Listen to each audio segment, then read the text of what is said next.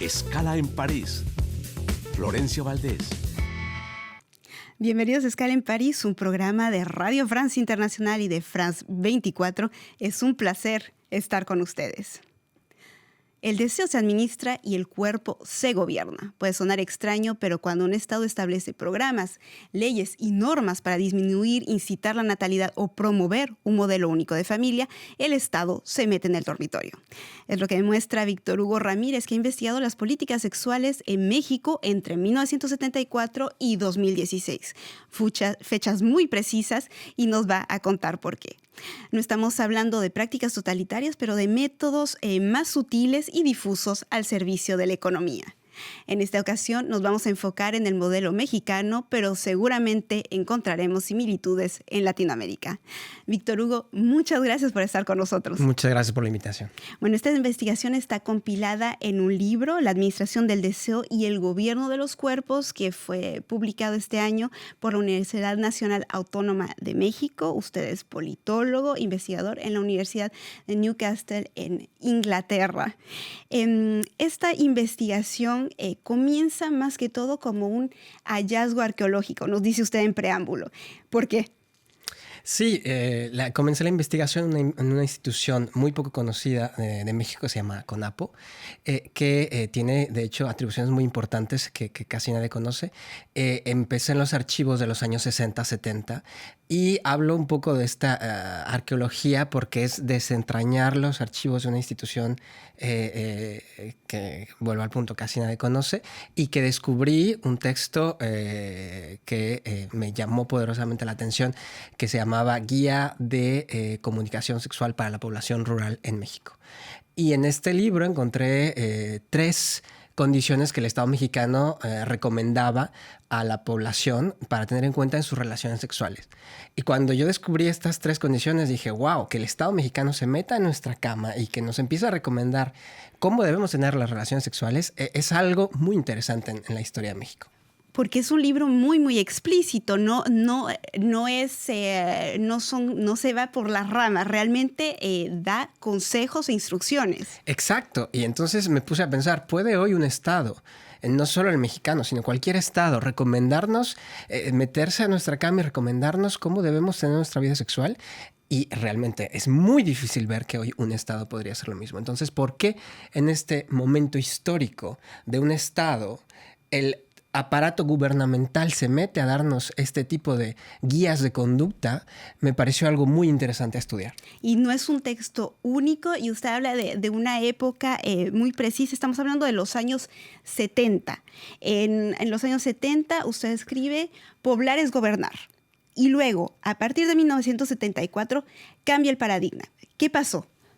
Pasa que hay un consenso internacional a partir de instituciones como la ONU, por ejemplo. Pasa la conferencia de Bucarest de justo en este año, donde México participó como en la vicepresidencia de esta conferencia, en la que muchos líderes tanto del primer mundo como de lo que se consideraba el tercer mundo dicen: hay un problema demográfico mundial y tenemos que controlar el crecimiento poblacional de nuestros estados. Y entonces esto hace que justo México cambie de la noche a la mañana 180 grados entre una política pronatalista que tenía desde todo el siglo XX casi, a una política de control de nacimientos. Pero para tener esta política de control de nacimientos hacía falta otro tipo de políticas, como son las políticas de educación sexual. Entonces, en el libro intento explicar cómo están relacionadas unas con otras y cómo este fue el principio de una cruzada biopolítica que iba a manejar justo las tendencias demográficas a partir de las conductas sexuales, lo que Michel Foucault diría la biopolítica.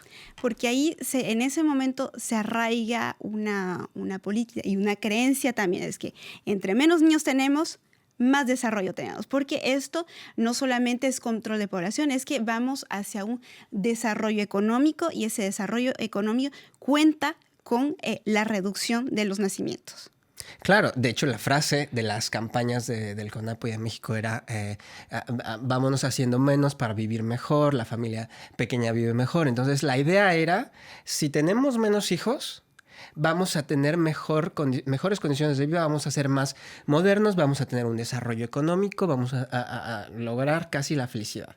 Y era una idea que venía cuajándose desde las instituciones internacionales desde los años 60, de los años 70, se materializa con estas políticas y fue una promesa estatal, fue decirle a la gente, si tú controlas no solo tus deseos sexuales, sino tus deseos de familia, tú vas a tener la felicidad, vas a tener mayor consumo, vas a tener una mejor condición económica, vas a lograr ser moderno lo que quieres ser. Pero es bien difícil luchar contra ese argumento porque en nuestras sociedades en las que falta un estado de bienestar, bueno, en México hay un sistema de salud que todavía funciona, pero es difícil ir contra ese argumento porque alimentar boquitas es complicado.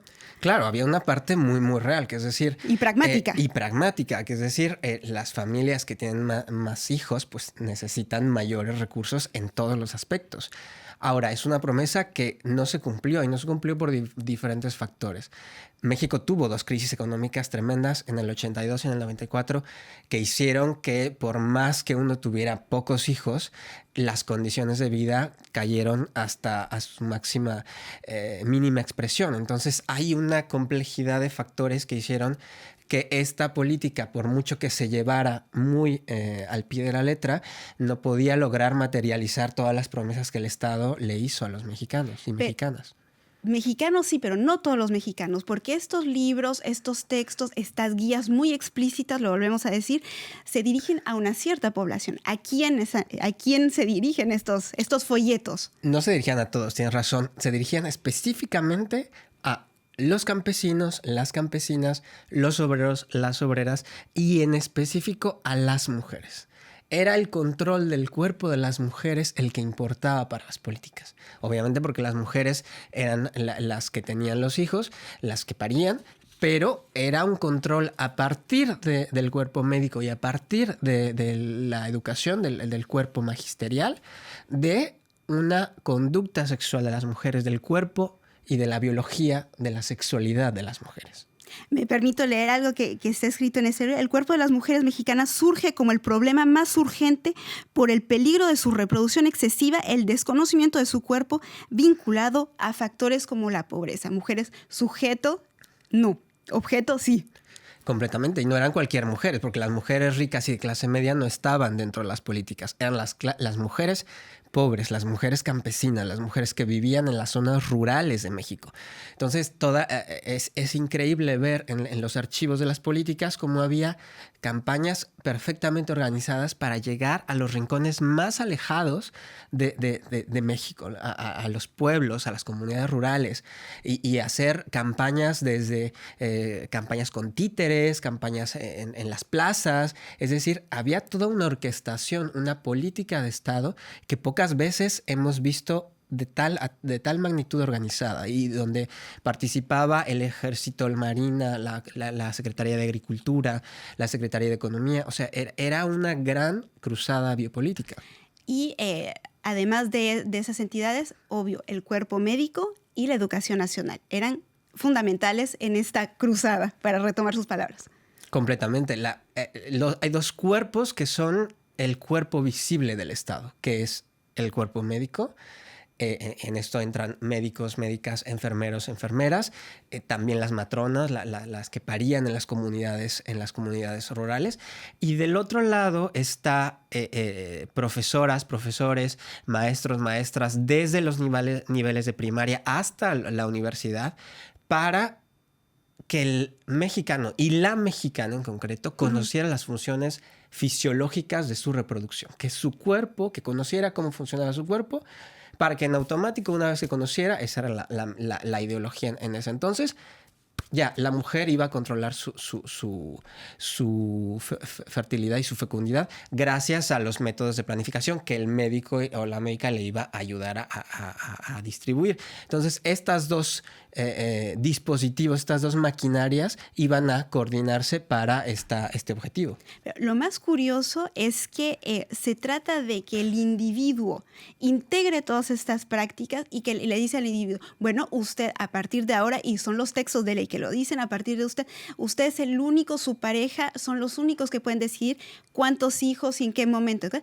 Pero al mismo tiempo no tengan tantos. Y también se interesa en el gozo de las... Habla de amor, de relaciones satisfactorias. Es muy curioso ver que al Estado mexicano le interesa el gozo de sus ciudadanos. Y es muy raro leer los folletos de los años 70, 80, que decir, sí, hay que tener placer. Era un cambio de actitud de las instituciones gubernamentales que antes no hablaban de placer, no hablaban de sexualidad, eso no estaba en las políticas del Estado.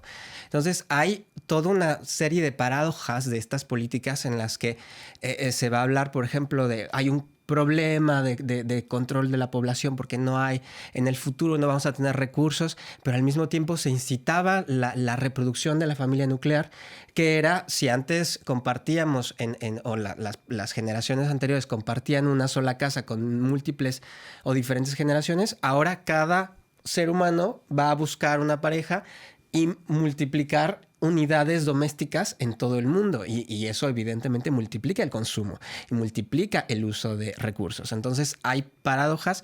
Otra paradoja es la crítica de los patrones culturales, que era evidentemente un catolicismo acervado, un conservadurismo del sexo no se habla, del cuerpo no puedes hablar, tú vas a tener los hijos que Dios te mande.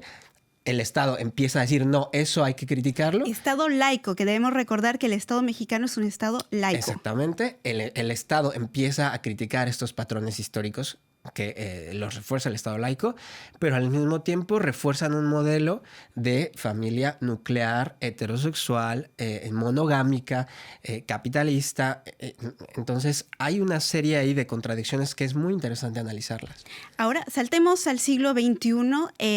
Este libro se termina, se llega al 2016. El 2016 es un año capital para entender estas políticas sexuales, porque es un año en que los textos de ley integran usos. Se habla de matrimonio igualitario, se habla también, que no se me olvide, se habla del interrupción legal del embarazo y el reconocimiento de la identidad de género. Es fundamental el año 2016. Sí, lo que el libro intenta hacer es un recorrido histórico desde los años 70 hasta el 2016 de cómo avanzan las políticas sexuales. 2016 va a ser un parteaguas en la historia, no solo de México, sino a nivel internacional, y no solo en el discurso conservador, sino también progresista, porque hay varias políticas que suceden y varias decisiones que suceden este año. Primero, en el campo progresista, el presidente en turno propone diferentes iniciativas de ley, entre ellas extender el matrimonio igualitario en todo el país, y esto genera reacciones conservadoras y la conformación de un Frente Nacional por la Familia. Al final las iniciativas no pasan. Y del lado, esto del lado conservador y del lado progresista, y del lado también progresista, la Suprema Corte de Justicia decide una sentencia de ley del caso de Aguascalientes que establece jurisprudencia para los derechos de los niños y los derechos de los padres, que es el proyecto en el que estoy ahora trabajando. Y en el campo internacional también 2016 marca la victoria de Donald Trump, que desde los 2010 venimos teniendo una ola conservadora a nivel internacional, y la victoria de Donald Trump marcó definitivamente el reforzamiento de actores conservadores a nivel internacional y de campañas conservadoras que ahora venimos arrastrando, por ejemplo, contra toda la ideología de género, contra toda la educación sexual, contra los derechos sexuales y contra diferentes libertades. Del aborto. Y contra el aborto, evidentemente, que modificó gracias a el nombramiento de jueces en la Suprema Corte de Estados Unidos. Pues, Víctor Hugo, se me está acabando el tiempo. Muchísimas gracias por habernos acompañado. Usted es autor de La Administración del Deseo y el Gobierno de los Cuerpos. Muchas gracias. Y muchas gracias a todos ustedes por su confianza. Saben que estamos también en rfimundo.com y france24.com. Hasta la próxima.